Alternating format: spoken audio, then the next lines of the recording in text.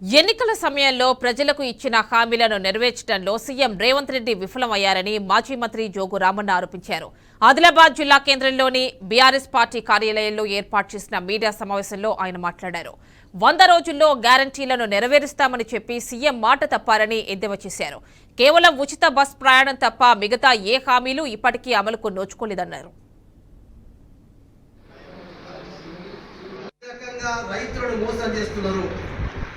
రైతు బంధు లేదు, దానికి కూడా 5 ఎకరాలు దానికి ఇంకా మార్గదర్శకాలు క్యాబినెట్ ఎన్ని రోజులైంది, మర్రయ్యలో మార్గదర్శకాలు రేపు ఇస్తాం ఎల్లుండి ఇస్తాం అనుకుంటా ఇప్పటిదాకా మార్గదర్శకాలు. నాకు 2 లక్షల రుణమాఫీది లేదు, రైతు భరోసాది కూడా లేదు.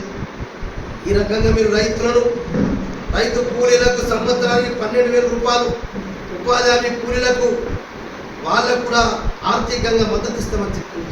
రైతు కూలీలను మోసం చేసిండ్రు, రైతులను మోసం చేసిండ్రు.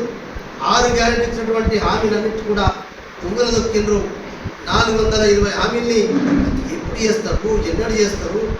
ఇప్పటికి నువ్వు 10 సార్లు తిరిగే పోతున్నావు. తుంగితే తగ్గితే ఢిల్లీ